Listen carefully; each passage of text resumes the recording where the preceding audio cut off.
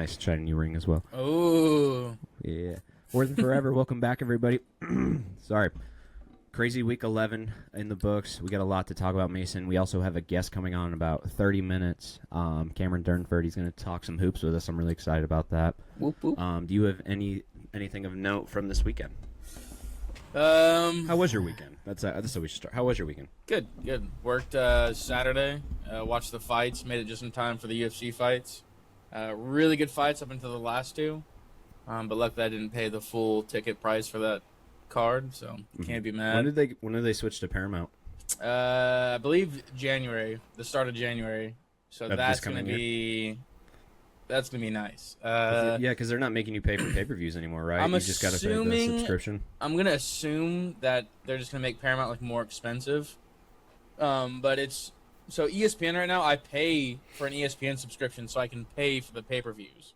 Right. So right. I'd be okay with paying extra for a subscription if it's like included. Yeah, I agree. It should just be like just one big bulk deal instead of paying $80 every time for a card. Yeah. And ESPN is just ass. I mean, it's so stupid. Yeah, it's like $18 a month, and then it's like, oh, well, you get $10 off on the fight cards. Well, fuck off, dude. Are they switching like the whole library too? Like with everything? I hope so. I think that's a really cool feature. Yeah, I don't think ESPN has. I don't think ESPN has like all. I mean, I'm assuming UFC has the rights to it, so I'm assuming it'll go to Paramount, which would be fucking sick. Because I like to watch old fights every once in a while, especially like a big fight's coming up. I'll watch like whoever is fighting all their old fights and stuff. Yeah, just to get a refresher. Yeah, you're a UFC junkie, man. Yeah. Before I watch a fight, I have to watch older fights to get ready for the newest previous fight. Yeah. That's the and then method. To set up the next fight after that. All right, Panthers 30, Falcons 27. In my eyes, this was the game of the day. I mean, maybe besides Bills Bucks, you can maybe make that argument. I just thought, as a guy who's been rooting for the Panthers all year, that this maybe my bias is showing, and this is the game of the afternoon. So fun stat for you, Mason, and maybe kind of taking your side, not taking your side, but the stat taking your side of the Bryce Young, C.J. Stroud argument. Only twice in his career has Bryce Young ever thrown for over 200 yards passing in a game. And on Sunday, I couldn't believe that either, man. Like my eyes popped too. Like when I heard that stat, I was like, "That's actually what?" gross. But on Sunday, not only did he get his first 300-yard game, but he also got his first 400-yard game. Yeah, absolutely. That was his game. Yeah, because you couldn't rely on the rush attack. Yeah. Rico and sorry, I forgot, I'm blanking on his name. Chuba Hubbard both had under 40 yards on 25 carries between both. It was a non-existent rush attack, so you had to air it out. And he fucking did. And he did, man. He looked good. And despite also, too, looking terrible in the first half, it ended 21-10 at half, and I was rage texting you. Yes. Like about the drops and just like the bad play calling. But the receivers in the second half, Tatari McMillan, Xavier Legette, they looked legit in that second half. And they, like I said, they struggled with drops in the first. So it was nice to see that. Xavier Legette, that fucking accent of his. that South Carolina accent. He is fucking hilarious. Man, I love horses. I've met a few guys from Carolina, and they all talk like that. They all talk like that. That's a very unique, where they get it from. It's just the South. It's not even really. But they're like not really South. They're on the coast basically. They would argue. I almost went to fist over this once. Like, don't say it's not the South. they will threaten you. It's just a weird thing because they're like, but they're so far on the coast that you wouldn't expect them to sound like more Southern than fucking anyone in the South. Especially like being from Texas and me living here. I don't hear anyone with accents from here. Yeah. I don't know, even if you growing up here, I don't know if that was ever really a thing. I just feel like I'm in very the Woodlands, underwhelmed by that. But like, if you get out of like the Houston area, if you're out of the major cities anywhere, you hear the accent. Right. Yeah, maybe in like the smaller suburban towns. Yeah, that's true. Yeah. But the Falcons, they fed Bijan, man. They did their job with Bijan on Sunday. They did. And that's something with all these losses. They're 3-7 now. That's something you could be like, wow, why aren't they feeding Bijan? Why aren't they feeding Bijan? Yeah. They did today. Sorry, they did on Sunday. It just wasn't enough because that's all they did. Yeah. Michael Penix is now out for the year. I know. I think it's a torn ACL. I don't know, LCL. There's too many CLs. MCL, TCL, BCL. But the keys are now in Kirk Cousins' hands, and you're screwed if that's the case. Sorry to tell you. It does look a little bit better, though. I'm going to be honest. Maybe. Yeah, I think maybe there's a brighter he's a outlook vet. with Kirk Cousins. Yeah, it's not like you're... I don't know. It's not to throw shade, but it's not like you're like...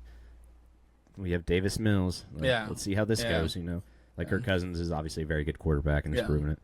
So I'm going to tell Panthers fans now, and I had to kind of talk myself off this wagon too. Enjoy this 6-5 while you can, because your next two games, it's over. Yeah. They play the 49ers on Monday Night Football, and then they go to L.A. to play the Rams. Yeah. Well, that Rams game is going to be an absolute ass whooping and a half. You give 27 points to the fucking Falcons. Yeah. Oh my god.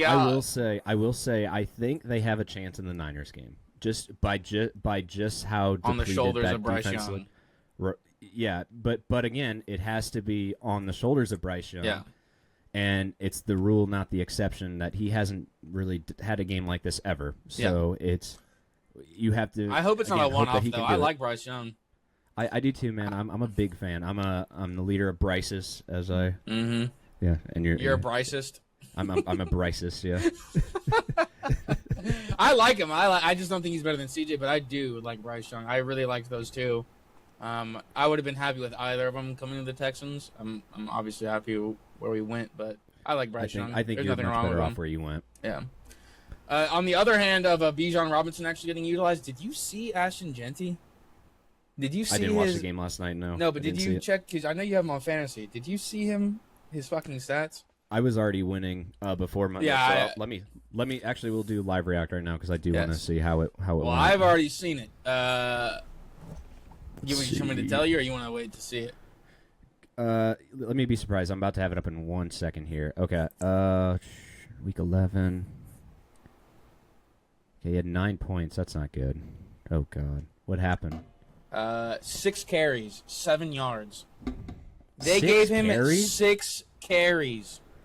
6 carries. Oh my God! You drafted 6 the carries. best running back in the fucking draft, and you give him 6 carries. Oh my God! Geno Smith had more rushing yards. That's insane. He did. Oh my God, no! They're a dumpster fire. Oh, they no. are a dumpster fire. Wow. I'm glad we broke that now. That's shocking. I would have never had seen that until you said something. Yeah, but that's the other side of the coin from Bijan Robinson getting utilized is you've got another mean motherfucker in Ashton Genty. Just it can only be one or the other, I guess. It just can't be. It just can't be. He's a starter, but they treat him like a fucking bench guy. Like, is he just blocking all game? I guess that's just what it is. He just blocks. I guess so. Yeah, guy, dude. Yeah, poor guy. Get out of there now. Request a trade. Yeah, hey, buddy, get ready to block for Geno Smith. Woo! All right. Do you have anything else on that Panthers-Falcons game? No, good performance by Bryce. I mean, go ahead. obviously, Say what you're gonna say though. I forgot. Oh, I could. I don't know what this has. No, I'll wait for the Texans talk to bring this back up. Okay. Let's just go right into the Texans game then.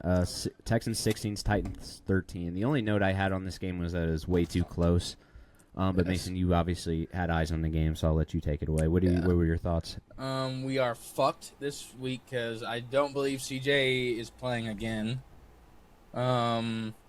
He was at practice today. I saw reports of that.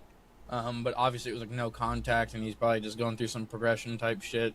Maybe they're like probably getting ready to retest him. Yeah. Yeah. Hopefully they're getting him because ready. If there is a game where we need him, it's got to be the Bills.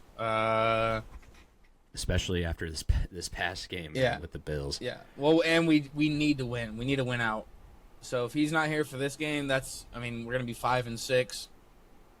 I'd much prefer 6-5. This game though was boring.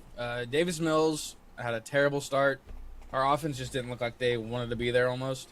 What's crazy is Woody Marks, last time we played the fucking Titans, he was like over 200 yards rushing and receiving combined. And now this game, I don't know what the fuck they did differently. Yeah, that was his breakout game, right? The one at NRG. Yeah, he had like 138 yards rushing, I believe. And then this one, 18 carries for 44 yards. Like, I don't know what they were doing wrong, but The line is hurt still. They were like It moving has to be people so in and out. frustrating. Just like having like your team should be so good, and It then should just, be like, so good, and they're just so not. And I mean, injuries haven't really been a factor until recently either, with obviously CJ being out, and then now and the your line being a little crippled. Yeah, But yeah, it's tight. Yeah, Jaden Higgins, great game. He's really, I think he's starting to come through now, and I'm really enjoying it because I was really high up on him. Jalen Noel didn't get much love. He's a great. he's a good like slot him too. guy. Yeah, he'll awesome. develop. He's going to develop really nicely, man. It's. I don't think you should be down on any of these guys, man. no. I think D'Amico will have them right. Yeah. And whoever the new offensive coordinator next year will be, hopefully will. Mike McDaniels, please, love of God, I need you, please, please. And I floated out the AJ Brown trade idea to you too, man. Houston just has like this aura about them where like they just seem like they need to go get like a big receiver for CJ's last rookie season, rookie year on his contract, where you have him so cheap. I think making a move for AJ Brown would certainly put you guys in the top echelon of receivers. I mean, having him and Nico on two ends. And if Tank can come back and and then again Xavier Hutchinson. Yeah, we were just talking about Jalen Noel. I forgot his Jaden Higgins. Yeah, that is the deepest receiving room. That could be the deepest receiving room in the NFL. Speaking of trades, I do believe after this season, Davis Mills will no longer be with the Houston Texans. I kind of like how long he stuck around, though. I do enjoy it, but I think it's over. Yeah, especially they did draft that Graham Mertz, from Florida. So I could definitely, but honestly, after that last performance, this one. I mean, he's still no intercept. It was mistake free on his part. He had some bad throws, but no interceptions, no fumbles. He's definitely. I think they he's just gone. can't get going with him though. Yeah, it's hard to watch. Well, when you let him sling the ball like they did when they were trying to come back last week, he looked great. But it's just this same fucking Nick Caley offense where it's just these boring fucking. It's very conservative play calling, man. Yeah. It seems like the Patriots. It's like Tom Brady's Patriots. Yeah, you might get like on turnovers, but like 3 yards in a cloud of dust. Yeah, you might get like 4 throws a game where he tries to go over 20 yards, but that's not like it's. We have great receivers right now. We've got Dalton Schultz, Nico Collins, Higgins is coming together. I just don't see why they don't try more to like make anything. We almost lost to the fucking Tennessee Titans. Yeah, the last. They are the worst team, and we almost lost. How the fuck? Like I don't. You know that thing where it was like day for people who bet the spread though. Yeah, you know that thing where I showed you. Oh, if every 1 point game was flipped around, this would have been a loss. That's great. This would have been a fucking loss. Yeah, we would have been. We were like 7-0 or whatever on that chart. This would have been a loss. To the fucking worst team. Defense played their asses off, though, until the very end. Hey, but you got the win. Yeah. You got the win, though. That's going to be a killer this week, though, I think, with Josh Allen. Is the quarterbacks in the fourth quarter, especially when they're tired, it seems like these quarterbacks can just take off. I mean, it's happened every week now. I mean, Cam Ward took off. We had Baker Mayfield taking off on us. Trevor Lawrence taking off on us. We are probably fucked. well, if it comes down to the wire, we are fucked against them. But this 6 through 10 in the AFC, man, is so invigorating. You got the Chargers, Jags, Texans, Chiefs, Ravens, and you got the Texans, Chiefs, and Ravens all tied at 5-5, which is insane. I cannot believe the Chiefs didn't win this weekend. That was another snooze fest game, but another game that they should have won. Yes, Ravens are hot. Ravens are white hot, so I think that's really, and you got to hope the Jags slip. They got that. They whooped the Chargers this week. Yeah, whooped them. That was a statement game. And still, Trevor Lawrence played horrible. Like that's what's even crazier. I don't even know how they won. Yeah, you see the score, and if you just looked at Trevor Lawrence's box score, you're like, how? Well, then you look at Justin Herbert's box score. Yeah, right. and then you look at the rushers too. In Jacksonville, how did they score any points? Was it just field goals? I think 2 touchdowns by ETN, and they had another one by he's a rookie running back. I totally forget Trevor his Lawrence name. ran one in, and he did throw one too. Tutin. Yeah, I think he's from Auburn last year. He's one of the rookies. But yeah, just touchdowns on the ground, man. Four on the ground makes up for and one in the air. So that's how you went. Yeah, and Justin Herbert. Jesus Christ, I didn't see this. 10 of 18, 81 yards and an interception.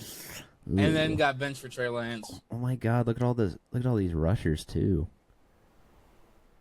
Like yikes! Yikes, dude, that's bad. Well, they're a fraudulent team. I'm calling them out. You have to. Well, this is kind of best case for you, man, because you have to hope that one of these two teams slip anyways, and maybe they kind of broke each other. Maybe they just gave it all out against each other. That's true. And now So I'm not out on the Texans yet, man. I still think there's a great chance they can slide in if, like I said, one of those two teams can slip, and the Chiefs keep blowing easy games like this, like again they should have won. But the Ravens, I don't know if anyone. The Ravens might end up winning the division, so you got to maybe hope on the Steelers kind of falling. But yeah, man, do you wanna move on? Do you have anything else on the Texans before we go? No, I'm just afraid of this week. That's all I can think about. Hey, we're bringing the candy paint helmets though. The red ones? Yeah, we're doing all battle red. Let's go. Hey, that's good vibes, man. That's great. That's gonna be so sick. Those are the best uniforms in the league. Is that NRG too? I believe so. Yeah. If you guys have CJ back, that might be a. I don't think we do, but I mean, his head hit that ground hard. Yeah, his fucking hand was like he was doing the. Yeah. Whatever the fuck. Don't worry, guys. Rigor mortis or whatever the fuck. Rigor mortis. All right, let's get to the Niners game real quick, and then we'll briefly talk Bills Bucks, and then we'll have our guest on, Cameron, and then we'll do our picks. All right, 49ers 41, Cardinals 22. The return of Brock Purdy, man. Brock is back. 200 yards, 3 touchdowns, no interceptions. Just showing how natural of a fit he is in this offense. This offense was built for him. And that first touchdown pass to George Kittle, man, that had butterflies in my stomach, man. Were you all giddy? I seriously I went, he's back, Brock's back.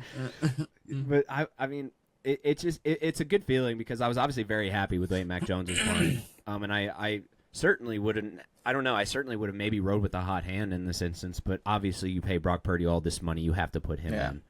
But I mean, the right decision was made, rightfully so. He looked great, and the defense looked good despite being held together by duct tape and glue. And Jacoby Brissett, I believe he set an NFL record for most completed pass attempts. He went 47 for 57. Damn. That's insane, right? Wait, that's insane. Damn, wait, I didn't see his fucking 452 yards. Jesus. A lot of it was garbage in the second time. half, though. Yeah, a lot of it was garbage time. But still, though, I mean, pretty impressive. And you got a guy who's trying to make a case for himself. This is crazy, though. 57 pass attempts to 14 rush attempts. Yeah, if you're the Arizona Cardinals, you're not going to win that way. No. Never. That's very ugly. What? I don't. And what's crazy is relying on Jacoby Brissett that hardcore. It's obviously he's not it's obvious he's not a bum, but I mean, goddamn, you gotta have a few running backs. Yeah. I mean, I guess I've never heard of any of them, but still, though, man, this is still though. Try. 57 attempts is insane. Yeah. That's more than that's like 90% of your snaps. That's insane. That's way too many. But I'm happy, man. I don't know if they're gonna get Ayuk back, but Pearsall's back. Obviously, Kittle's been back for a while. They have their defense that's still pretty injured.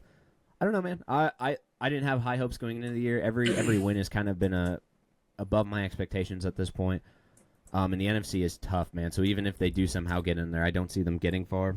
But it's kind of fun to see them in the thick of it here now as we get into Week 12 in the latter half of the season here. So it's fun to see, man. Like both of our teams are kind of in a spot where it's like they got to win every game, and it kind of makes the show a little interesting. Where we got terrifying. something to talk about, man.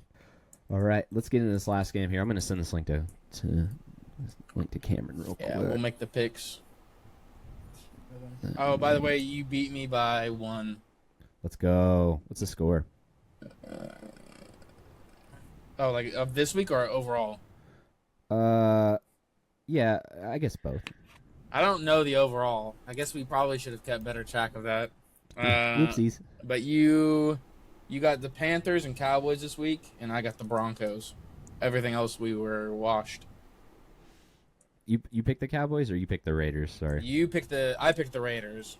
You picked the Cowboys. Gotcha. And I picked the Broncos. You picked the Chiefs. You picked the Panthers. I picked Atlanta. Okay. So you beat me this week. How about that? I'll get you next time. Buddy. You won the battle, but I'll win the war. Did we were about to talk about the Bills Bucks, right? That's what we were Yeah. Okay. Yeah, let's just do like a couple minutes. Cameron will be I just sent him the link, so he'll be on in a few. And yeah. All right, Bills 44, Bucks 32. This was the Josh Allen breakout game, man. Not that he needed it, but well, he did need it. Sorry, but not that we needed to know that Josh Allen was breaking out. He had 3 touchdowns through the air and 3 on the ground, man. Yeah. 6 touchdowns in total, man. And he I will say, man, this was a fun game to watch. It was a shootout. I was really excited to see Baker kind of like finding his rhythm again, even though like the stat sheet wasn't necessarily lighting up. It was kind of Sean Tucker's game, but it was still good to see Baker like in a good flow again. Nice to see him get out there and sling it a little bit. But no one could stop Josh Allen today. There was just no way. He's so fucking good. I hate him. Yeah, I don't like him. I don't like him in the sense that I don't want to play against him. Yeah, I don't want to play against him, but like he's such a lovable guy that of course he's fun to watch. But yeah. But James Cook didn't really do much. 16 carries for 48 yards, no touchdowns. But again, like I said, you didn't really need him to do anything. He did catch a passing touchdown. My apologies. But still, it was the Josh Allen show. Bucks are kind of sliding here. Don't look now, Mason. The Panthers are only a half game back from the first place spot. That's in crazy. That division. That's crazy, man. And I will say that while these next 2 games for the Panthers look rough, the Bucks also play the Rams. They play this Sunday there's a Sunday night game. And then they play a pesky Cardinals team, man. So it's not 2 opponents that you can really look sideways at. Yep. And I mean, I know the Niners just squeaked out a really good win against the Cardinals, but they're pesky, man. They're so hard to play against. You just don't know who you're getting every week. Yeah. And I don't know, man. I'm really sorry to get back to the Panthers, but it's kind of getting me hyped again, man. Like, no, you've done it. You did it. You just did it. I know, I did it. You just cursed them. I screwed myself. No, you screwed them, not yourself. You screwed them. Well, yeah, but in screwing them, I also screwed myself. Because look what I did with the Jags. Like, you'll never let me forget that. No, I have it in writing. Yeah, that will hung that up will in never my die. other office area. If I lose, that's what you should tattoo on me. Oh fuck! Go get it like exact. Oh shit! Jags Super Bowl champs 23 with my signature. Oh shit! You just gave me an idea. I want to keep it as as innocent as possible. What's that show? How far is Tattoo Far? I haven't seen it. No, I've never heard of it. It's like that one where it's like an ex couple. They go on a TV show and they surprise the other person with a tattoo. So they have to get whatever they choose. So if it was like a super bad breakup, sometimes they'll get like something super fucked up on them. That's funny, But though. I think the show's called How Far Is Tattoo Far or something like that. Okay. That show was fucked up because some people would get some of like the worst things you've ever seen in your entire life. But I won't do that to you. Imagine like imagine like you cheated on your partner, and you get on that show. You're like, and fuck. they get to choose your tattoo. That's scary. They must have been getting paid a lot of money because there is no fucking way. There has to be because that's permanent. Yeah. Even the removal is not necessarily. Well, and it wasn't foolproof. like a little like, oh, you get like a quarter size. No, it was like you've the whatever you want. You take control of the reins. So they'd be like, some people get like a back piece and shit, like a whole back piece. How far is Tattoo Far? I'm gonna make sure that's what it's called. How far is Tattoo Far? Yeah, it was that. Yep. Oh god. Oh god. Oh no. Jesus. Well, dang man, you might have just give me something to watch. That's funny as hell. That's a great idea for a It show is. too. It's crazy because sometimes like there would be like a couple, like an ex-couple, and one of the people would do like something super fucked up, and the other person would do like something nice, and you're like, ooh, fuck. So you were the asshole in the relationship. Yeah, right. I see why you guys broke up now. I love when they mislead you too to like think that like, oh, like maybe the guy's the good guy, and then you see the tattoo after, and it's like, oh yeah, remember when you tried to fuck my mom? You remember that? Yeah.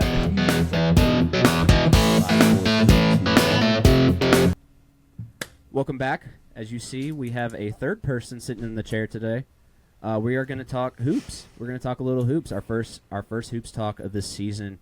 I've been talking to Cameron for a while now. A little backstory about me and Cameron. Me and Cameron first met when I was producing Sports with Strong with Giselle.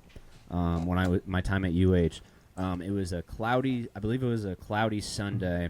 Whoa! Hold Houston. on. You're painting this fucking. Okay, I wasn't excited. No, because it's I'm there now. Because this day I remember how stressed I was this day. So a little backstory too is my first time ever using a memory card. So I never really knew. So we were meeting at the Houston Chronicle. Giselle had a connect where we could use their studio and record our show. And that was my first time meeting Cameron as well. So on top of just being like, how the hell do I use a memory card? How am I going to record this show? And who is this guy? Who is he? I didn't know he was coming on. But obviously it ended up being great. Like, because Cameron's he was a great time on that show. You spent the whole 2 hours with us, Cameron, talking football and basketball. You were a great sport about it. You did great the whole show. We kept in touch ever since. We're both big college basketball fans, so it's been nice to keep in touch with you, and I'm glad that we're finally reconnecting on the mic, man. It's been nice. It's been a few years, but how are you doing, man? How's the time been? I'm good. I would just like to correct your story a little bit. You're being very flattering. I did not do well in the football section. Let's be very clear. You're very wrong, Cameron. I remember you doing very well. I got the question list, or the prep sheet, the night before at like 1 a.m. I stayed up until 5 a.m. trying to figure out what takes am I going to have for any NFL football that day. But it was fun. You just gotta let it fly, man. Yeah, basically what I did. I think I attributed Aaron Donald to the incorrect team twice. No big deal. No big deal. It's fine. He's not good there. Anyway. Fuck that. Right. guy. It's not like he's who a is that? surefire Hall of Famer who's the best defensive player of all time, maybe. But I mean, I've been good, man. Kept up with hoops. Life gets busy, but you always come back to sports for the stress relief. So I'm happy to be here. Happy to connect with you guys. I'm sorry it's your college team that's maybe causing a little bit of the stress. You're a Sam Houston Bearcat. Honestly, no. I accepted that a while ago, and I've let them go. They can graze in the pasture until they're called back home. Just look at the flowers. Before we get started, Cameron, I'm noticing your background. Is that a Nirvana? No. So this is my little office, but it is also my girlfriend's office. So that is her plaque from nursing school. And I blurred my background because it very prominently features her name. And I... Brett thought it was a fucking In Utero album. Yeah, I was like, it's like, damn, bro, Cameron knows ball and music? This is sick. No, music I'm lacking. If you really want to know ball after, we can talk. I do have an LSU football helmet from the actual team displayed slightly off screen. So. Let's go, man. Yeah, so... I love it. What's yours is mine and what's mine is yours, dude. It's right. It's equal partnership. My girlfriend is big LSU, so I've adopted them. And then, of course, they also shit the bed this year a little bit. Unfortunately, man, yeah. Maybe it's just the curse, man. Everything I touch sucks. Let's do a little bit of college before we get into the NBA, because I just think this is. Wait, are we doing NFL picks or not? We're gonna do it at the end. We'll do it at the end. Okay. Yeah, we'll end with that. So we'll start with college basketball. Cameron, what a crazy year it's been so far. We're 2 weeks into the season so far. We're pre-feast week. And this freshman class has been the best we've ever seen. Sorry, let me read my question real quick. Are there any of these freshmen, as we've seen with this deep class, that can lead their team to a national championship? Or do you see teams like Purdue and Houston with a bunch of returning starters, making another deep run? Yeah, been a really exciting start to the college basketball season. I think we've gotten spoiled the past couple of seasons. It's been really, really good. Not to be a homer, I think I'd still favor UH. And it's, you watch them play. Kelvin Sampson's done a great job establishing a culture at that team, right? And my critiques of the team last season were always, and I like LJ Cryer. LJ's my guy. He went to high school with my sister. Like, no shade against National him. championship at Baylor. Right. Like, dude is a certified minted man. Nobody can take any of that away from him. I thought Houston last year suffered from a lack of on-ball creation. And a lot of that just stems from the fact that they were a very tough, gritty defensive team. That's kind of how they chose to roll. And there were times where you felt like that offense maybe mucked up or struggled because you couldn't really get paint penetration. And again, that stems from more than just LJ, but LJ being the lead guard shoulders some of that burden.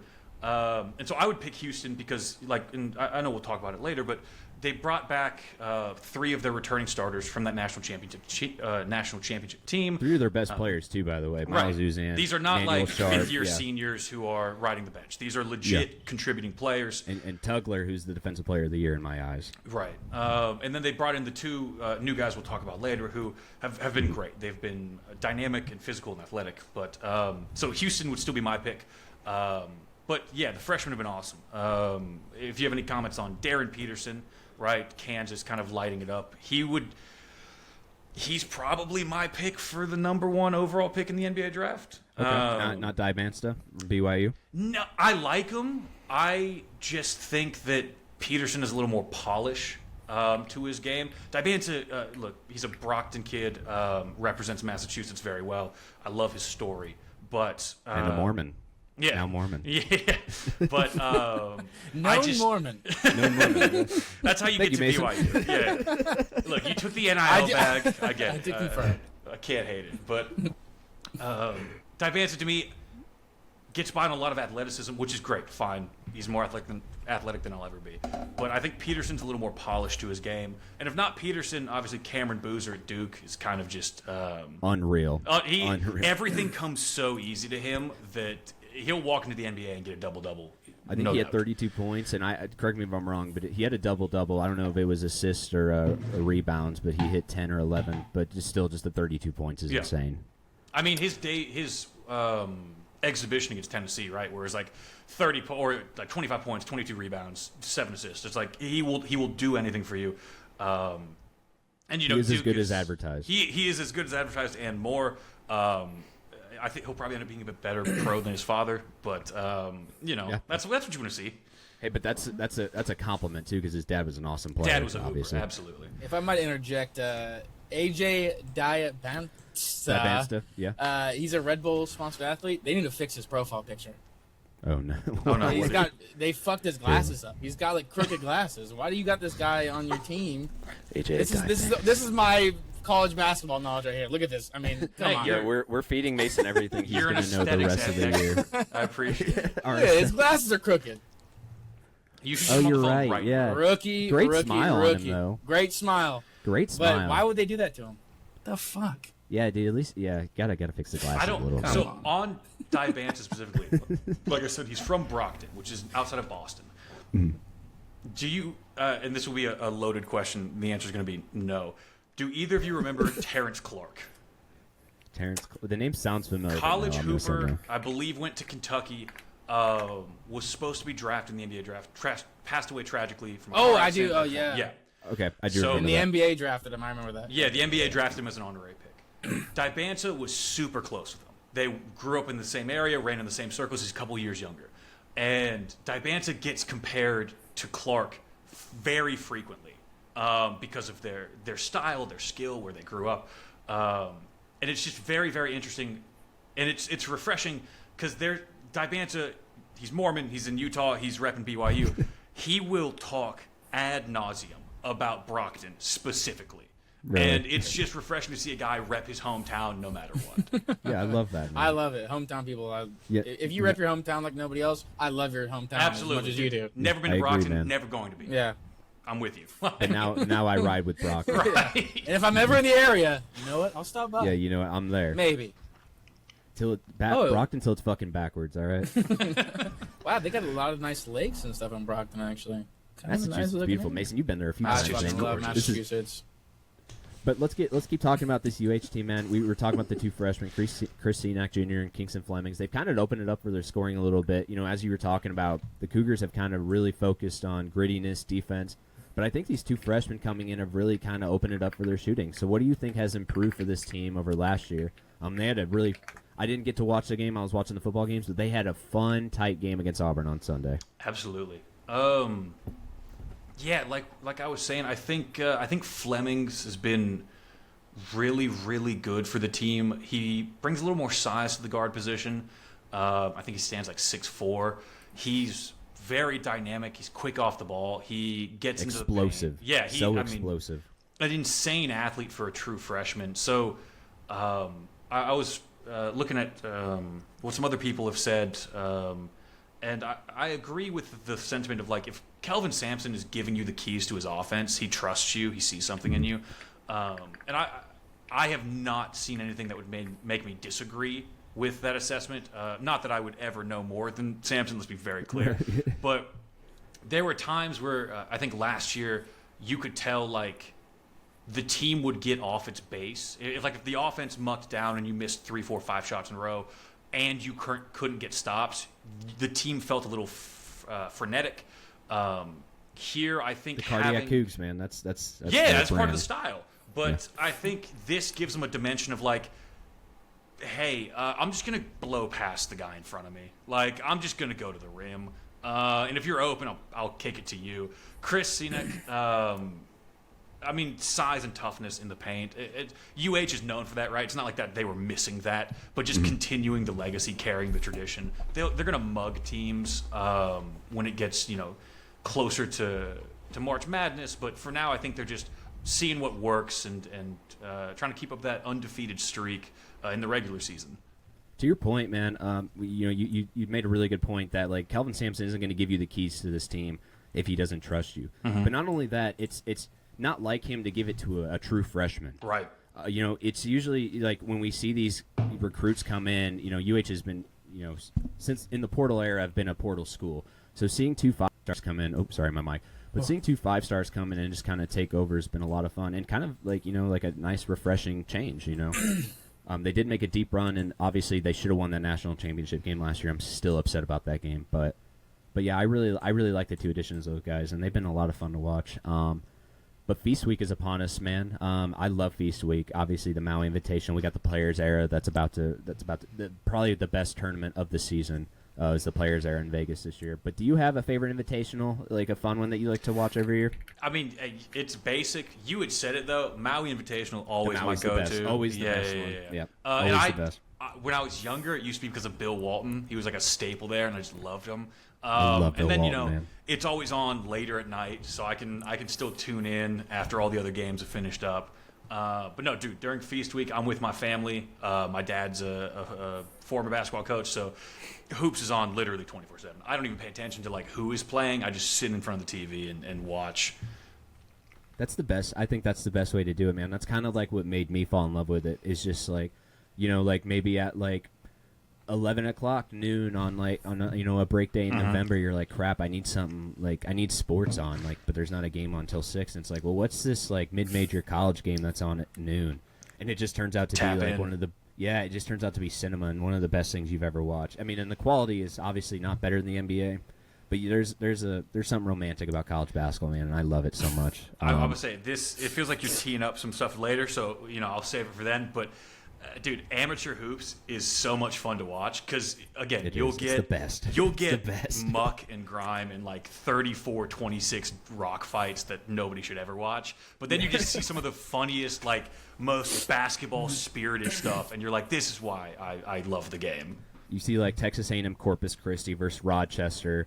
Texas A&M Corpus Christi is up like 20-19 at half, shooting from 20, and there's like, yeah, man, they're really playing dynamic, great game. It's like, no, this goes against everything we know. But again, I love it, man. It's so much fun.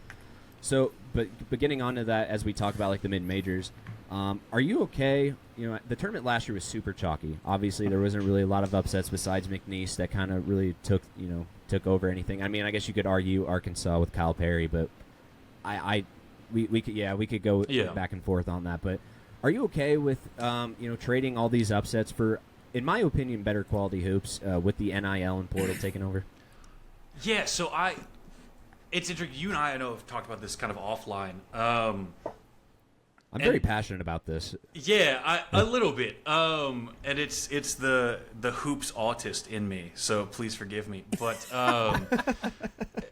basically, like we were talking about, I really enjoy amateur hoops. I love the NBA. The NBA is my pride, or like my bread and butter. Obviously, the quality there is undefeated. There is just something to me about bad but well-intentioned basketball that is so fun to watch. And let me be very clear, like, I have spent the last 5 or so years of my life watching D3 women's basketball for my sister. So I am very attuned. You're in the muck. Yeah, I'm very attuned in the to muck. what bad games look like.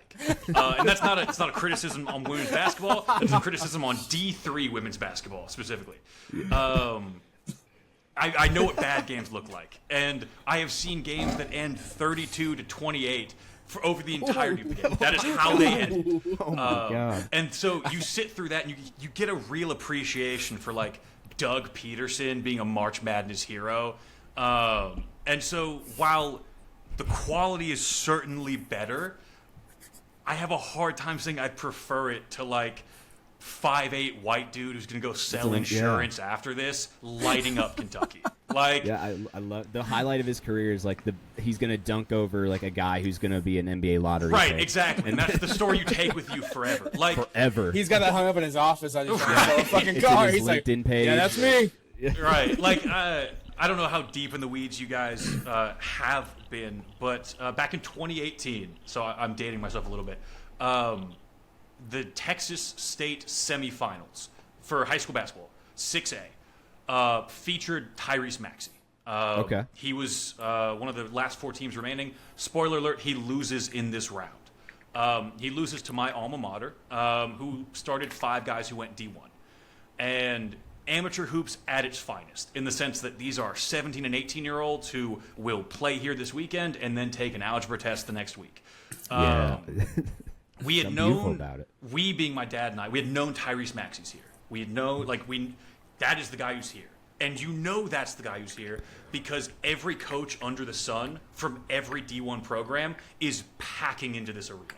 Like, you have envoys from like Michigan and Tech and Kentucky and like just repping their colors. They're all here for one dude, and it is Tyrese Maxey. Was it obvious at that point that he was going to be in the league? Yes, that's kind of where I'm getting at. Is like I'm drawing a blank on his high school, so forgive me. But they played Tompkins High School. Tompkins had Jamal Bieniemy, who played at Oklahoma. They had Christian Sholin, who played at Georgia Tech. They had C.J. Washington, who played at Kennesaw State. They had Emmanuel White, who I'm forgetting where he had gone. And then they had Eden Holt, who ended up playing at UTEP. Right, so these are dudes who played division, like went on to play 4 D1 guys. Mm-hmm. And then their bench had like some D3 guys, D2 guys.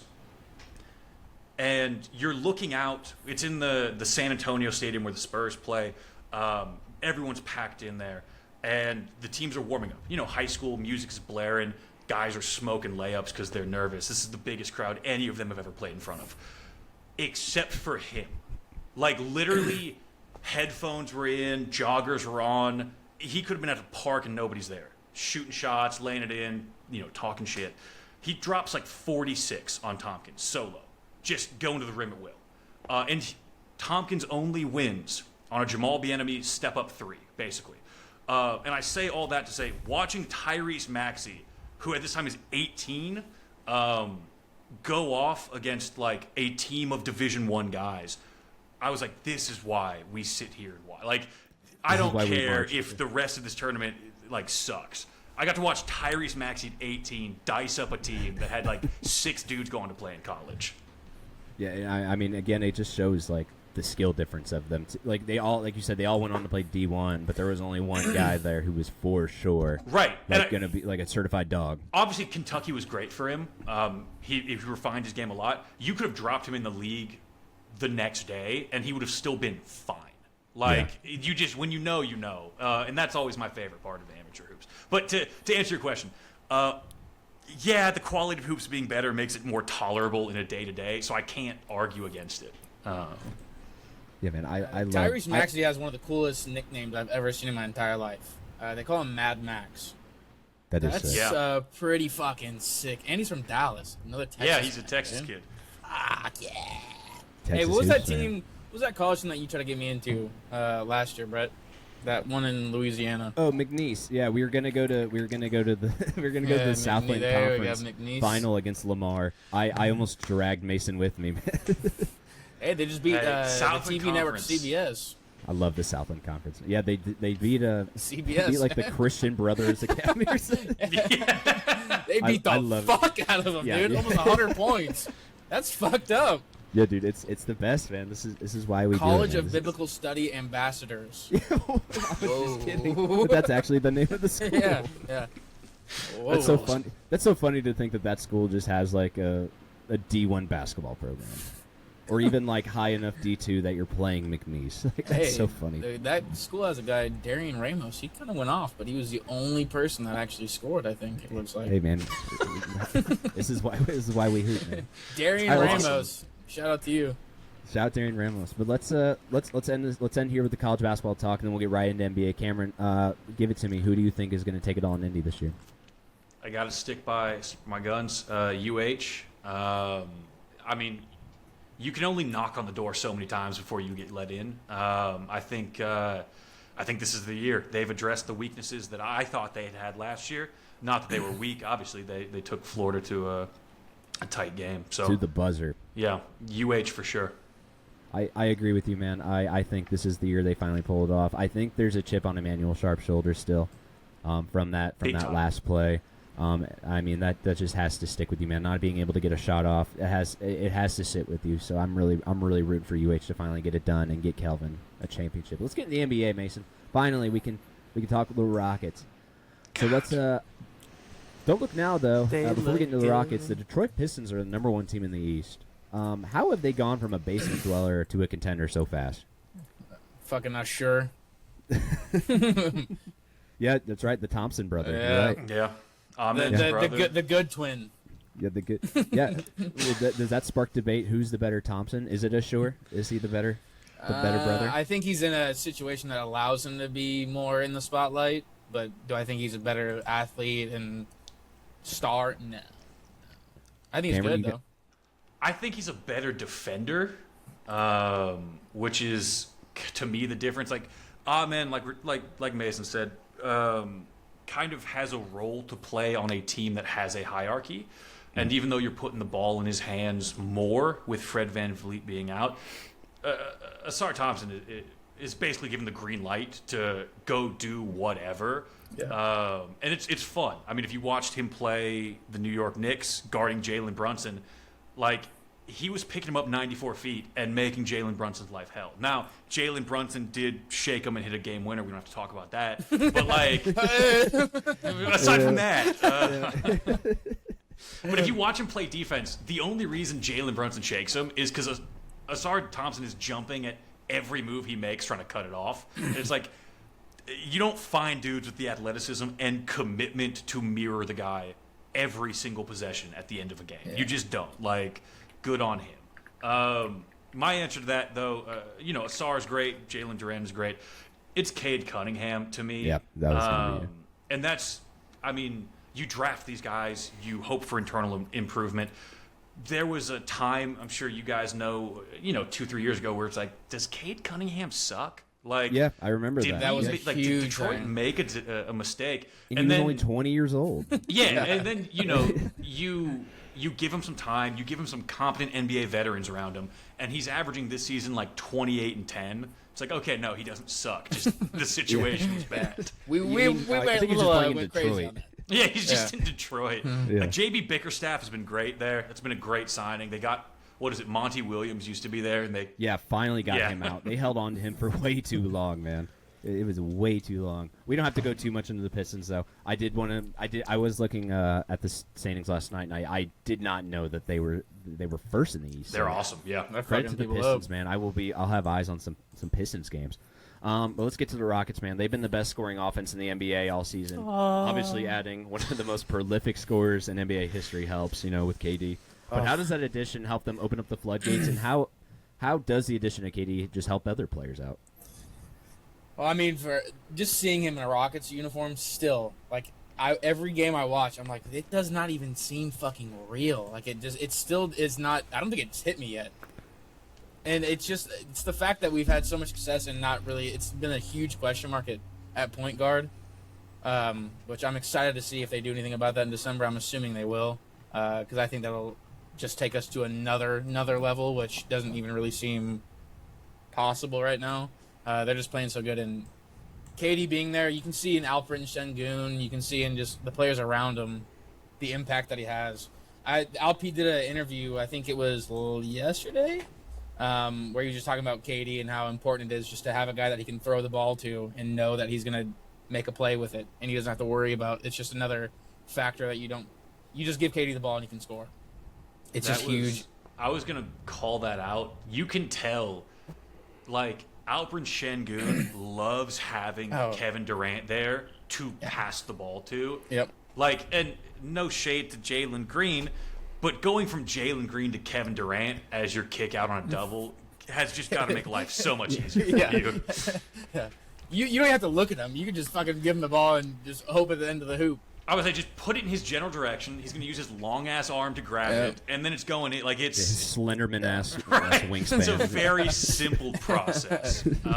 And in, like, reciprocating that, I think Kevin Durant really enjoys being in Houston. Yeah. It's not just all on him now. Yeah, it seems like... Because, in Phoenix, it was him and Book, right? But it usually came down to him. And it was always going to be KD, though. Right. Yeah. In Brooklyn, it was him, Kyrie, and Harden, who it was still usually him because they were either injured or suspended from the league or whatever. Yeah. Promoting bad books.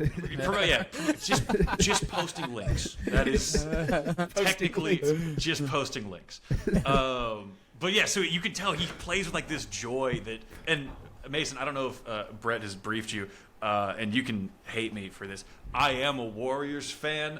So I was gonna say that's probably the last time he ever has felt like he does now. Yeah, and that's so because with the Warriors it was like, okay, if I get the ball, I'll shoot it. If not, fuck it. And I got Steph Curry or It's fun seeing KD like that again. Like, dude, the Warriors are look, they're washed. Fuck, they're not gonna do anything. Like, I can accept that. So getting to see KD ball out with Şengün and Tari Eason and Amen Thompson and Reed Shepherd, I'm like, this makes me happy. Yeah. You said they're not going to do anything. Too. Oh, the Grizzlies are 4-10, Cameron. Yeah, look. You're such a spoiled fan. Oh my God, we're only going to get into the play-in tournament, guys. Oh my God, what are we going to do when we win the play-in and we have to take the first round of 7 games? Oh, no, that sucks. Listen, I have lived in a constant state of being rewarded for my pessimism. I'm like, oh God, the Warriors suck. They win in 22. Oh God, the Warriors suck. It was supposed to be over. Yeah, like Dynasty's supposed to be over a long time ago. If I just keep saying they're not going to do anything and they keep doing things, that's true. I'm the always going to be good. Yeah, he's the opposite of you. You're like, oh, the Carolina Panthers, they're going to go all the way, or the Jaguars. Yeah, and then look what happens. I go way too. I go all in and they suck. Yeah, Cameron. Oh my God. Do you have anything on the Rockets that you want to ask, Mason? What do you think if? Well, I mean. I have to assume that in December they're going to make a trade, but what do you think they have to trade? Do you think it's going to be a pick thing, or do you think they're going to offload Tari? And because I mean, it's pretty obvious from there that Tari is not here to stay anymore. He wanted his bag, did not get the bag. Yeah, I mean, it kind of sucks. Like Tari Eason's shooting the shit out of the ball this season. He looks great. As a Warriors fan who had to sit through round 1, and yeah, I get it, we won, I get it. But the fact that I just sit through Tari Eason molesting every player I cared about, getting the ball from them, like I love him as a player. That pissed me off, and also him getting into beef with Draymond, and Draymond basically getting punked by a fucking 25-year-old. Like, get a hold of yourself. You're a grown man. And yeah, whatever. So, honestly, I'm not sure they trade in December. but I'm more conservative in the sense of, like, I don't want to mess with a good thing. If they are, though, the names I've heard are Chris Dunn, who's currently with the Clippers, point guard, defensive-minded. That would be a great addition. Would be an awesome to pickup. that bench. Yeah. And then Andrew Nembhard. I don't think you get him from the Pacers. I think the Pacers are going to sit tight on him. But to your point, Tari Eason is involved, I think, in any trade because Amen Thompson's not, Reed Shepherd's not, Alperen Şengün's not. And so he just is the most valuable person after that. And like you said, I believe he got a lot of value. He's got a ton of value for any team that's missing like a switchy three who can hit the three. Like, every team in the league wants that. Like the Rockets got Dorian Finney-Smith because he could do that. He hasn't played yet, but I mean, Houston owns Brooklyn's 2027 pick, which is going to be valuable inherently. They own Phoenix's 2027 pick. It's going to be valuable. Yeah. They have their own pick in 28, which probably won't be quite as valuable if all things pan out. They've got 2 picks in 29 that are not theirs, so you can sell them out. And then they own their future in 2030, 2031, and 2032. Yeah. So, like, the assets are there. You can go get Chris Dunn December 2nd if you want. And probably still have Eason on the roster without having to trade. Honestly, that's true. Yeah. That's true. You have to make the contracts work. I think if you're going to trade for Chris Dunn, you trade Tari Eason so you don't have to pay him. Right. And you take that salary dip. But if you wanted to get greedy, throw Dorian Finney-Smith to the Clippers with like 2 picks, take back Chris Dunn. Yeah, you absolutely could. In a league where first-round picks are not really as valuable as we see in like the NFL, even like the NHL. Right. It seems like first-rounders are just kind of like it seems like in baseball where it's like, you trade a player for like future considerations. That's kind of what a first-round pick is now in the NBA. Except if you're the Indianapolis Colts, because you just throw first-rounders at like it's fucking nothing. Yeah, it's Sauce Gardner. Yeah, you're right. I mean, the inverse of that is always, though, like Mikal Bridges went for 5 of those first-round picks, and it's like, I think you overpaid for that one. Yeah. But man, plenty of bad trades. The Rockets have put together, in my eyes, and Mason, I've been friends with you as long as they've been bad, and now that they're very good, it's one of the most masterful rebuilds I've ever seen. Yeah. What moves and decisions, I mean, obviously besides adding KD, do you think made them who they are now? I think just the constant grind of it. I think they didn't give up on the vision very early on. I mean, the first player that you really see that we picked up and kind of try to build was Jalen Green. But, I mean, other than that, this team has kind of just stayed tight-knit. They're all very close. You can tell that they play very well together, and I think that's just a recipe for a lot of teams. Because you see teams that try it all the time and they just fuck it up by – it's like the Knicks. Like, the Knicks are great at that. Those guys have been playing together for so fucking long, and you don't really need to add anything to it just because they're just – Knicks, yeah. Yeah. But I think they've done a great job. And, I mean, getting things like Reed Shepherd, which was a steal. Alperen Şengün, another steal. I mean, we got him from the Thunder. It's just the way that they've rebuilt. Raphael Stone is my goat. I mean, he got KD for me. He's treating me good. But no, they're just. So he's like Santa Claus to you, right? He really is. He's the opposite of fucking Nick Caserio on the Texans. Nick Caserio fans are like, please do something, please. Yeah, no, I mean, look, like you said, they stuck with their guys, which I really appreciate. I know, Brett, we had talked about way back when we first met. I was of the opinion you should trade Jalen Green. It feels unfair to run that victory lap now because in doing so you got Kevin Durant. That's not really like a fair comparison. But you got Şengün. You kind of stole him from OKC. Yeah. Which, God, thank you, because that would be insufferable if I didn't have that. Could you imagine? Him and Holmgren. Yeah, you thought goodness. The Warriors with KD were bad. Just watch like Shea, Şengün, Chet, J-Dub, like all of them on rookie scale. Starting 5 of all time, without a doubt. But I think the big thing, the single biggest move to Mason, your credit, it's like 2023. You bring in Ime, you get Brooks and Van Vliet, you set the foundation of like we're going to be a tough ass team. Yeah. You're not going to walk in here and punk us, and we'll fight you if we have to, but we're not going to be easy anymore. Yeah. Watching Dylan Brooks leave was very heartbreaking. That was probably the most heartbreaking thing of the entire offseason. it's very strange to be sad Dylan Brooks is leaving because I've As seen a him like Grizzlies fan when I was kicking him out the door. like as a Warriors he really fan. just changed the face of the Rockets, though. I believe that he was He's the definitely thing a that massive just contributor to Yeah. that. To that. Oh, just the the attitude. swing. I wish that Cam Whitmore had worked out because he was the same sort of ilk of like he's just gonna fight you. I watched him in person dunk on LeBron and then hand the ball to LeBron to inbound it, and I was like, dude, this guy's so cold. Like, He's so fucking. I wish I was like He's him. terrifying. That guy's an athlete beyond the definition of athlete. No, It's just the absolutely. guys who can't get it done, though, man. It's so sad to see. You know, Well, it's not even that he couldn't get it done. There was just no room for him, especially after like adding KD and shit. Like there's just Yeah, nothing there's no space. for him. where's Cam Whitmore unfortunately. now? Was he part of With the Washington. Wizards. Oh God. He is not doing great. Yeah, Who is that's there? just a Wizards? very that's just a Right, very, like They're 1 and it's- 13. It's not a great place for a young player to prove himself Yeah. because there's no vet. I mean, that's not fair. CJ McCollum, Chris Middleton, they're veterans, but like, there's nobody really there. There's nobody. I did it's okay to enjoy admit. the way that they got rid of Cam, or they got rid of him, because that's where he's from. So he gets to be in his hometown. So I thought that was cool. There's at at least least if they're playing for your home team. yeah, at least if you're gonna get sent somewhere, at least let it be your hometown. That way, you know, you're not Also- stuck in fucking Orlando or something. Look, shout out Memphis Grizzlies. They also gave you guys Steve Adams. Yeah. another big guy. Cameron, you're on my fucking- show. You stop this right now. I mean, dude, Steve Adams sucks. Yeah, Steve Adams sucks. Old and Ugh. can't move anymore. What- All he He does, only all he does is averages- get rebounds. Dude. Yeah, all he Fucking averages is kid 6 sucks. offensive rebounds. a You just game. walk in my house, keep your shoes on, get nut, eat my food. Hey, ask me a question about them. We'll see what happens. Oh, I got one, but let's talk about the Thunder first, man, because they're 14-1. They're no doubt the best team in the league. Obviously, the favorites to repeat. But do you see any team in the West that could potentially take them down, or even the East that like when they make them? I'll say when they make the finals. Do you think there's a team that can take them down? Oh, was Hello? it for me?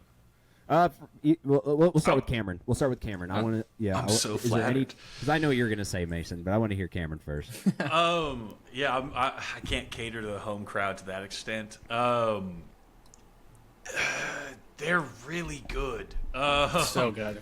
Like, they're good enough to the point where like no team in the West looks at them and is like, oh yeah, we could take them in 5. Like everybody, if your team is gonna play them, you're like, maybe it goes 7 and we get lucky. And you know they accomplished that the same way through the same process the Rockets did, albeit to a much higher degree of like, we're just gonna get 40 picks and then we're gonna nail every single one of them or trade that guy away before other people realize we didn't.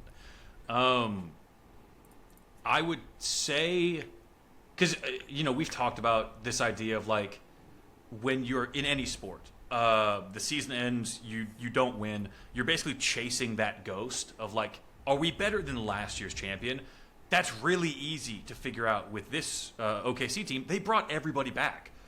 So if you're not better than literally this year's OKC team, the answer is no. So I'd lean Denver would be my one Western team. They played them to 7. I don't know if it's the archetypal build of Jokic as this big playmaking hub who kind of just puts 30 on you. I don't know if that gave him trouble or if it was just Nikola Jokic singularly gave them trouble. But Denver retooled. I think they're playing better than they would last year. If Aaron Gordon doesn't go down on an injury, right, maybe things are different. So Denver would be my Western pick. In the East, Nobody. nobody. Yeah, literally nobody. Like, I'm trying to see. I'm looking at these teams. does Detroit take them out? No, I really don't think so. Do the Knicks? I wouldn't say so. Definitely not the Cavs either. Maybe the Bucks if Giannis averages 70 a game. Like I just don't see. So there is hope. Right? Yeah. If Giannis Tell goes me Will there's a Chamberlain, chance. yes. Oh my goodness. Yeah, I'm looking at those teams over there. Not even. And it's been a joke for a while that like the Western Conference is the best conference, and like oftentimes that's not maybe entirely true. This year, I think it's pretty It's pretty clear cut Pretty and dry. obvious, yeah. So I know Mason was going to say the Rockets to that answer, Cameron. Can you make a case for the Rockets? Like, I mean, they have the pieces, you know, and they have a good complete team, the best offense in the league, obviously. I'm not saying that like it's Oklahoma City's to lose, but it might not be as easy as a road as it was last year. I'd like to say you're wrong, Brett. I was going to pick the Grizzlies, but no, you way to assume, bro. Oh, so I get the whole "you come in my house with your shoes on" lecture. He just gets the no. He does this every week. I come in your house and I burn it down. No, I get this every day, every day. But since we're going to talk about the Grizzlies, let's just keep it short. They've hit rock bottom, seemingly again. Wait, real quick, can I make the case for the Rockets? Yeah. Real quick. Yes, I'm so sorry. I didn't. No, let you're you good. Because I do have a case that I think you should hold on to if you truly believe in that, which is if the issue that OKC had with Denver was the archetypal issue, which is big playmaking hub. If I'm a Rockets fan, I'm squinting at this team and going, Şengün is a approximation of Jokic, right? He's averaging like 7 a game, 22 points, right? I would take the surrounding cast of the Rockets over the surrounding cast of the Nuggets, certainly. I mean, you have KD, Amen Thompson, Reed Shepherd. Reed Shepherd shoots the ball better than anybody on the Nuggets, except maybe Jokic. And Kevin Durant is bench, Kevin too. Durant. Which is crazy. So if I'm making an argument for the Rockets, it is the fact that Denver, who is similarly profiled maybe in play style, gave OKC some trouble. The inverse of that is hopefully OKC didn't learn everything from Denver, in which case it's a non-starter anyways. But that would be my argument. Yeah, but since we're let's go ahead and get into the Grizzlies. There's not going to be much to talk about with this. You gave a very compelling case for the Rockets. You kind of got me thinking, man. 15-minute bit on the Grizzlies actually ready prepped for you. You better shorten that about 14 more minutes. Yeah, shorten that 14 and a half minutes. Dude, I deep dive on Scottie Pippen Jr. Like I'm here. Yeah, sure. Or KCP, sure, whatever. Yeah, but 4-10. Obviously, it's been a downfall, and then a couple weeks ago, you have your star player, the face of your franchise, saying, "I don't love basketball anymore." Wait, is that what John Morant said? Yeah, that's what John Morant They said. asked him, "Are you playing with joy?" And he goes, "No." Yeah. Which is the same thing Jimmy Butler said last season, by the way. Yeah, so which is the kiss of death, essentially. But man, what else besides? I mean, obviously Jaws. I won't say his actions, but just maybe the I don't know how to word it, but I guess just maybe the disappointment because maybe he's not what he should be. I guess that's how I'll say it. Yeah, but what else do you think is contributing to this, man? Because it's so frustrating to watch every single year. This team just falls short of what they should be. Mason, go ahead, tee him up. I'm gonna be honest. I haven't watched one fucking minute of these guys. If there's something to smile about, Cedric Coward's been one of the best rookies in the NBA Cedric this Coward's year. been awesome. Cedric Coward's been great. Edey will be back. I don't know if Edey's back. He will be back though this year. So maybe not all hope is lost, but it's certainly not looking great. And obviously they're not going to compete with any of these teams in the West. So yeah, I mean, my analysis of that, as somebody who has watched like 30 minutes of Grizzlies basketball in various highlight clips, so my apologies. I think it's just kind of one of those cases that you always hope is not your team in sports, which is just like the good times came to an end. The Grizzlies were the catalyst for a lot of this conversation back in like 2022, which is like you get to be a young team that surprises people once. And they did. They took the Warriors to like 6, punked them a few times. Warriors obviously end up going on. And, the next year the league's on notice. The Grizzlies are a team that you need to watch out for. And that also kind of coincides with when personality clashes or accountability issues kind of start popping up for Ja Morant. And, that doesn't detract from his skill in the slightest, but he was simply unavailable. So you're left piloting a team with Desmond Bane and Jaren Jackson Jr. and the other guys, and you find out, like, hey, you have, like, Santi Aldama, legit dude. They re-signed. You draft Scottie Pippen Jr., who's, A player. been really, really good for him. Zach Who's a Edey's, player? you know, like there are bright spots in here, but it's like, you know, it's like then Ja comes back and you want to integrate him, but he can't stay on the floor for various reasons. And what it culminates in, not to rub more salt on the wound, is like you trade Desmond Bane, who was probably your second best player, and you Confirmed, don't, you don't do anything to replace his offensive workload. And Jaren Jackson Jr., in my opinion, doesn't ever reach his peak. He should be the best player on this team. Right. He's a stud defensively, but it just like you said, just doesn't hit the mark when it comes to offense. And Like I have his stats pulled up. I mean, this season against 14 games, but 18-5. And you know, from my starting 7-foot center, 18's fine. I'm not going to shirk that. But 5 rebounds. That's always been his right Achilles heel. He doesn't rebound well, but he also averages like 5 fouls a game. So I can't keep him on the floor. And when he's on the floor, he's not mopping up any possessions for us. So my guys who are busting ass trying to, you know, get stops, corral them towards him, and he either fouls the layup or doesn't get the rebound. And I don't know. I don't think a new coach is what fixes it. I thought that was the beginning of the end. Obviously, when you fire, I'm blanking on his name right now. I'm so sorry. Taylor Jenkins. Yes. When you fire Taylor Jenkins, whether it was a good move or not, you can't bring in a young first-time head coach to one of the youngest rosters in the NBA that has like a discipline problem. You know, right. It just seems like I've talked to you about it. I would have loved to have seen. God, who is that coach for the Tibbs? Thibodeau? I would love to have seen Tibbs in there. Just kind of. I mean, I know he would have ran them to the dirt by the time the playoffs came, but at least you get like some effort out of these guys. It just seems like I don't know. It seems like they're not playing for anything. Well, that's probably why John Morant is just tired of it, because there's just nothing to play for constantly. Yeah, he hates him. He hates Ayasalo. He fucking hates him. Despises him, man. Poor Ja. But let's stop talking about the Grizzlies, man. I can't do that to myself.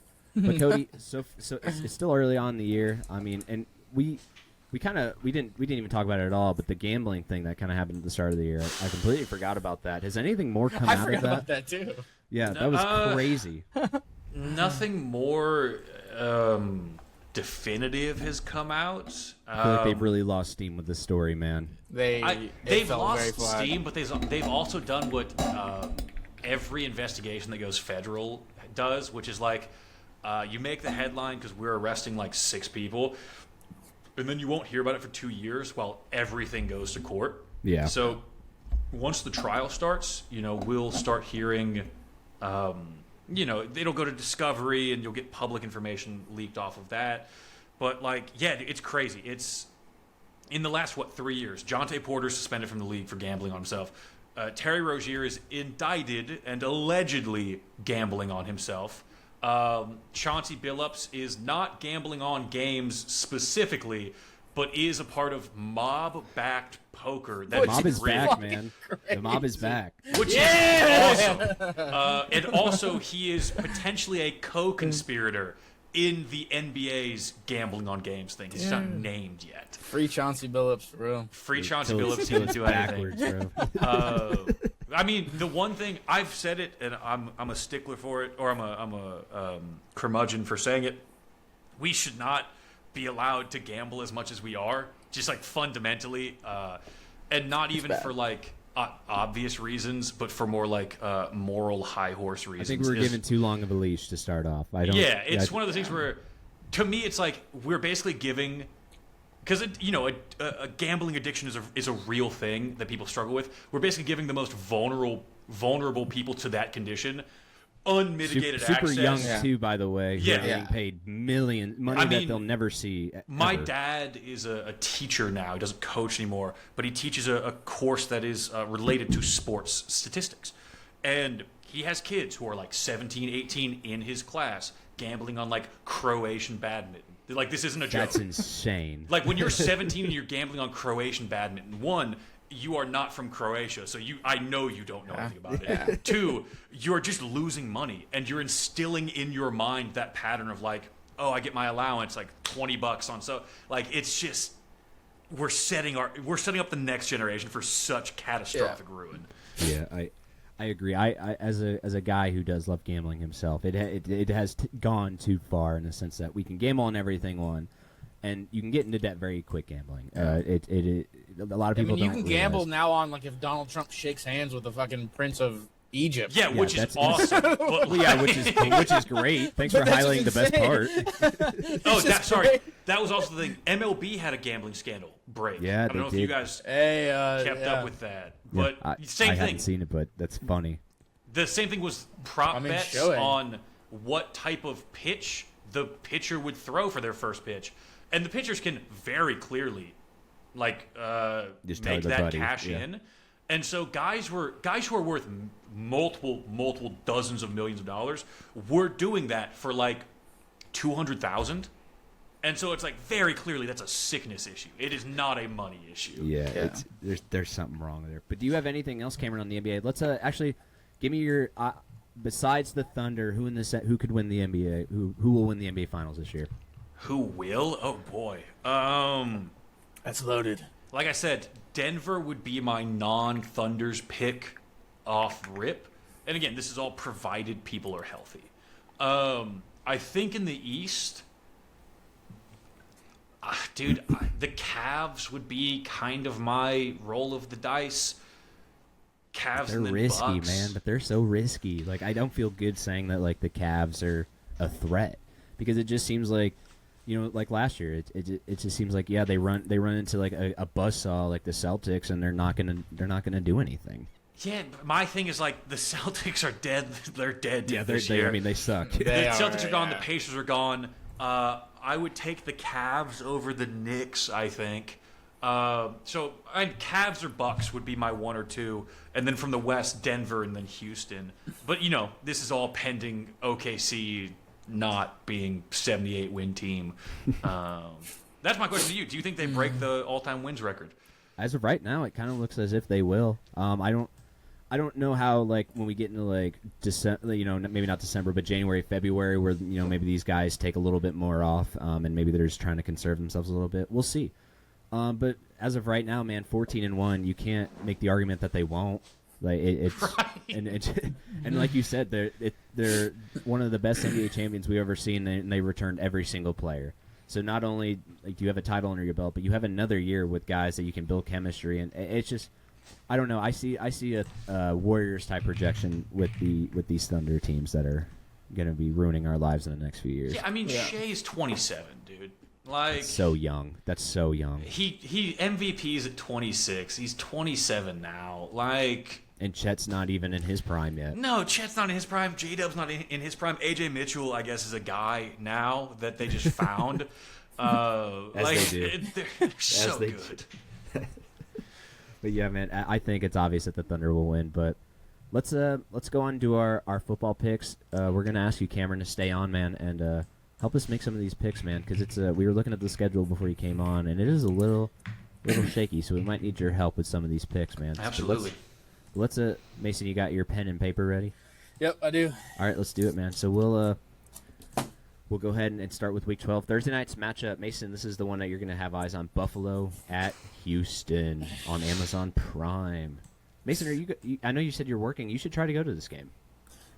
Well, I mean, I'll look at tickets, but tickets this year have Let's been get boots on the ground, man. They've been ridiculous, the ticket prices. Yeah, football's. I mean, to go watch them against the 49ers, the cheapest ticket was like fucking $530. Yeah, when we were looking, the nosebleeds were like $330. Yeah. Well, and I was like, I fully at the start of the season, as soon as that was announced, I was like, oh, I'm buying tickets, and then I saw the price, I was like, never mind, I'm not buying tickets. I won't. No.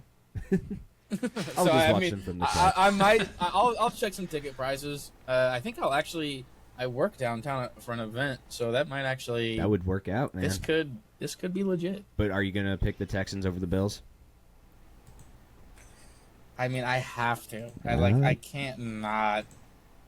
Even though if it's Davis Mills, I think we get bent over and fucked.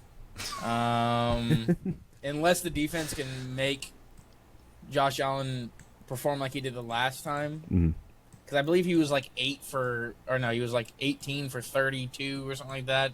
He was sub 100 yards. Yeah, he was 130 something yards. It was it was the something worst, ridiculous. one of the worst games he ever had. If they can redo that, which without Jalen Petre, it's going to be kind of hard because Jalen Petre was kind of the reason, technically, that he did so bad last time, just because Jalen Petre's pressure on him was, imminent from the very start. So he's not playing this week. I don't know. I'm picking Texans. Okay. With all that said, I'm going to pick Buffalo. Fuck you. Especially with the way Josh Allen played last week. And if I'm going just based off that, then I think you have to pick the Bills. Yeah, I wouldn't bet against Josh Allen. Yeah, but also against that good Houston, defense, man. I don't know. That's going to be I think that game will shock us. But hopefully it's at least entertaining because snooze fest last week. Yeah, not a good track record so far. Yeah, especially that 7-10 game last year, and then the 7-10 game on the Monday night too. Yeah, we got 2 horrible primetime games, but hopefully it fixes this week. All right, let's get to it. Steelers, Bears. Let's get to these noon games. I will pick the Bears. At Soldier Field in Chicago. Steelers are kind of sliding. Bears are on a nice little win streak. We'll see if they can keep it up, but I will go with the Bears. I'm going to put my faith in, unfortunately, in Aaron Rodgers. Oh! He might have a broken wrist. Oh. Is that confirmed? Like he's not going on like an ayahuasca retreat and he's going to be magically better by now? Let me make sure it's the wrist and not his ventures. Aaron Rodgers injury. Let's see here. Rodgers doesn't need surgery. Status to be determined. So it's going to say Mason Rudolph will start against Bears. Yeah, it's Bears then. Yeah, okay. glad I remembered that. Sorry guys, I almost set you up for failure there. I was more just gambling on the drug addicts, so that's... We always do, man. Oh, it is confirmed right now. C.J. Stroud is out. Okay, so do you want to change? I'll let you change your pick, Mason. Nah, fuck it. Money Mills. This is the promised land. That's gone so well for you guys. I can't see it possibly. If he wins this game, we'll be able to trade him for a first-round pick, though. That's just a fact. That's true. If he somehow goes out there and fucks the Bills up, we'll get a first round for him. Hey, dude, if you win this game, we can ship you off to wherever we want. It's going to be a shitty place. You say New Welcome York to the Jets. Raiders. yeah. It's going to be Raiders or Jets, one of those two. Yeah. Have fun, buddy. All right, let's go. Patriots, Bengals. I think this is an obvious one. The Patriots have been one of the best teams in the NFL all year. I will take the Patriots. And no news yet on Joe Burrow coming back. That'll hopefully come soon, but I'll still take the believe Patriots. that's by Thanksgiving, right? So next week he'll be back? Yeah, so it should hopefully be next week. Maybe the last time we see Joe Flacco. Hopefully not, but... let's enjoy these moments while we got him. God bless Joe Flacco. God bless Joe Flacco, the dog who won't die. I think he's finally. I think they're gonna go take him out back and put him down. I think this is finally until he where does he go from here? Traded to another team, and if he's trying to play, we can do a Chad Powers situation. He can join Sam Houston. That'd be sweet. That'd be awesome. Can you imagine Joe Flacco in college football? It'd feed families. Oh yeah, he'd have fucking 1,400 yards a game. All right, Giants, Lions. I think this one's easy. We don't need to go into it. Lions. Even though the Lions did just get smoked, but that was by a far superior team. But nobody wants to make the case for the Giants. Nobody's. Is there any players to make a case for? yeah, I would if maybe they had one person left, but. Abdul Carter's good, but he's not that good. Yeah, but he's not Jackson Dart, Cam Scadaba, or Malik Neighbors. So unfortunately, that will be their downfall. He's not scoring many points. All right, we all went with the Lions, correct? Sorry. Yes. Yeah. Okay. Sorry, not Lions. Vikings at Packers. J.J. McCarthy has kind of played horrible this year. I'll own up to that. My Michigan man. Is Jordan Love hurt though? I don't think it matters, man. Malik Willis plays awesome when he's out. That's true. I think I got to go with the Packers, especially at Lambeau. I'm going Vikings. Okay. I was going to say, if we get 9 out there instead of McCarthy, probably Vikings all day. No, I say if you're getting 9, you probably should pick the Packers. No, I'll go Vikings. Okay. Nice. That's interesting. Okay. Listen, when you abandon faith, I keep it. Not the stepfather, the father who stepped up. Seahawks at Tennessee. I'll take the Seahawks. That's an easy one. Yeah. This is gonna be a fun one. This is probably the hardest pick of the week. Colts at Kansas City. Chiefs just coming off a bad loss against the Broncos. Colts on a roll. You want to talk? I'm going to defend myself. You want to talk entitled sports fans? Kansas City Chiefs. Oh, the worst. They are the most. The worst. Oh my. I own up to it. I'm an entitled sports fan. I'm not that though. I don't tweet like which coach ruined Patrick Mahomes' prime. Yeah. Andy Reid did not ruin. Patrick Andy Mahomes' Reid prime. won Sorry. Andy 3 Reid Super made Bowls. him. And then I saw one that was like, Travis Kelce is our receiving yards leader. Bless this team. And it's like, fuck you. The best tight end of all time? Yeah. One of the best tight ends? Right. He just broke the record for touchdowns. Yeah, Right? it's... Yeah. Second, I- maybe only to like Rob Gronkowski. Yeah. That guy. Yeah. They're just playing victim, and I fucking hate that. I hate it. But so, yeah, actually, for that, I'm going to pick the It's all Colts. the Swifties. It's the Swifties. Dude. Yeah, it is. Their world is seeping into ours. Yeah. This is a loss for the Texans, by the way, because if the Chiefs lose, that means we're higher up. If the Colts lose, that means we're lower down. So this is really a loss. There's no way the Texans win. I mean, I guess but no, the Colts are too far ahead, I believe. They're at too this far point. ahead that I think even a loss will not really matter. But But if But the it Chiefs could be- win, then it could be the... Yeah, you're right. You're kind of fucked either way. it's So a you loss. You probably need to root for... I would say realistically, you need to root for the Chiefs to lose this game. Yeah. Because that's who you're going to have to beat out to get that wild card spot. Yeah. Yeah. And then you got to run for the Red Hot Ravens as well. So, are you going to pick the Colts? Is this a shining moment for you, Mason? Oh, this is watershed. You can also just root for injuries. That's kind of like the bad person thing to do. Yeah. I hope the stadium collapses on the players. No. If something happens during that game, we're blaming you. Yeah, Like- yeah. I'm not that's posting true. the show. yeah, this is incriminating. this will be in the files forever. Oh fuck! All right. Oh, yeah, you got to make a pick. Yeah, it's I'll Colts. go Colts. Can you? I didn't hear you. Can you look up and say it again a little louder?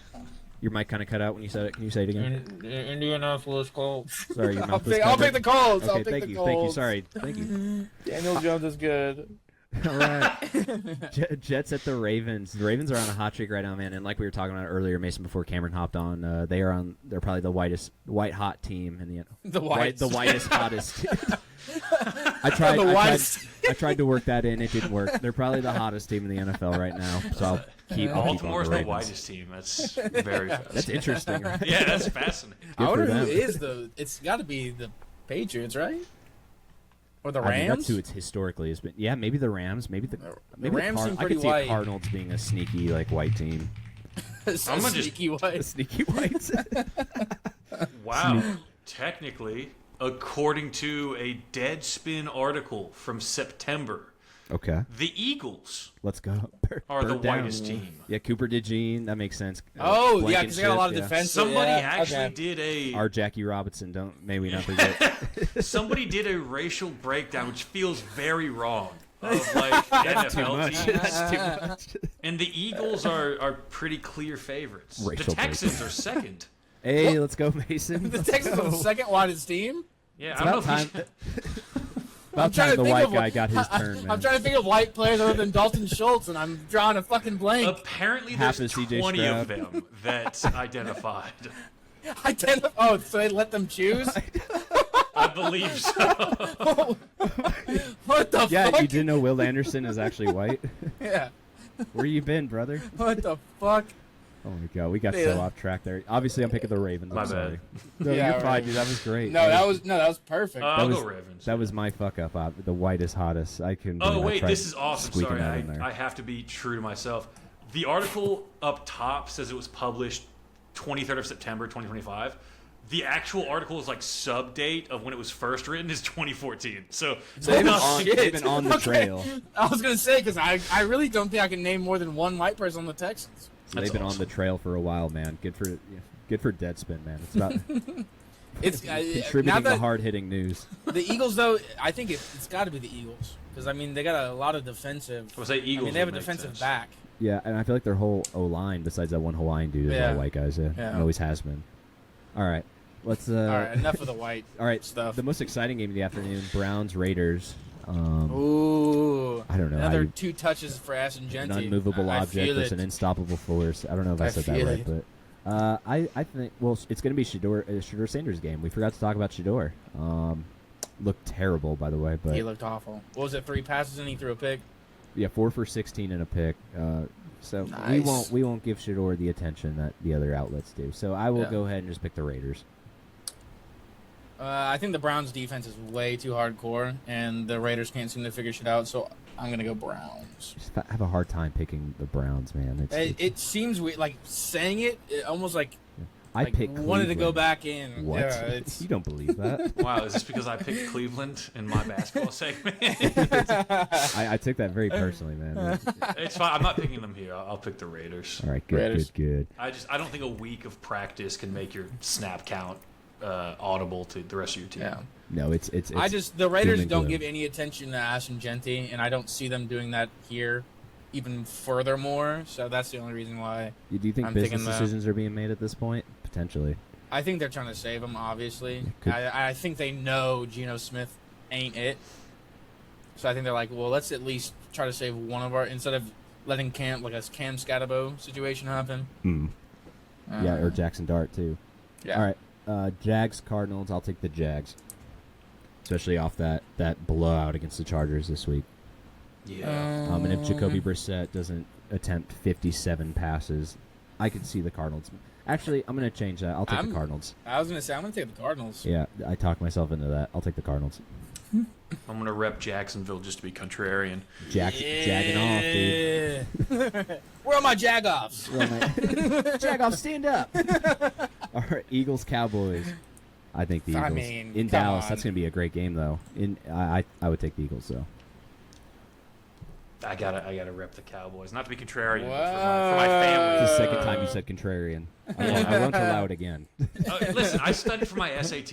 Okay, I'm allowed to retain some of that knowledge. I think me and Brett just might be racist. We chose the whitest team to win, dude. That's fucked Yeah, up. dude, we I just realized. historically we're just choosing the whitest team. I'm standing up for the unspoken man. Okay, Yeah. The voice of the voiceless. they need me, a fellow white man, to speak up for them. They need to hear from me, another white man. That's what we need right now. Hey, Three guys, white guys on listen a up. podcast solve racism. Yeah, Yeah. Listen up, guys. that's never been a problem before, right? No.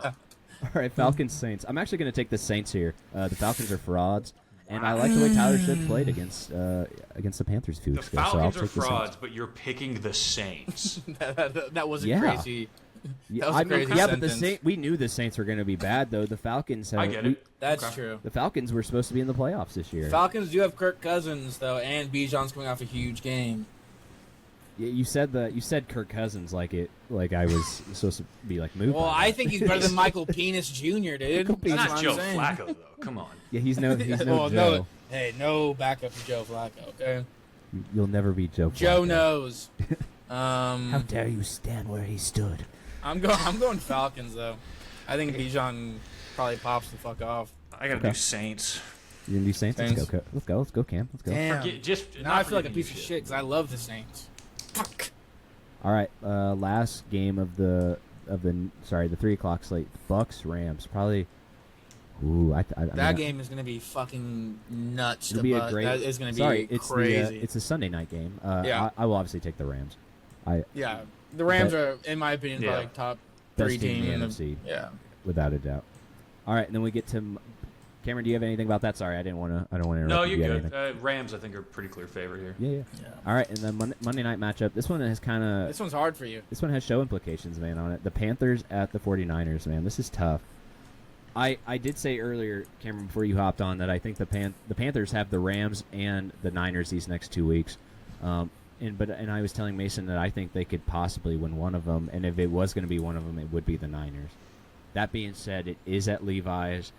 Brock Purdy is back. He's rolling. If I was getting Mac Jones Monday, I would probably sit here and say the Panthers are going to win this game. But the way Brock Purdy looked, I think this offense is back. I'm going to take the Niners.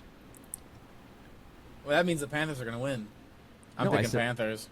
No, Yeah, but you're right, every yeah. time you go against the Panthers, they win. Every time you go for Well, them, then it's a win-win. You know, then I can talk about how the 7-5 Panthers.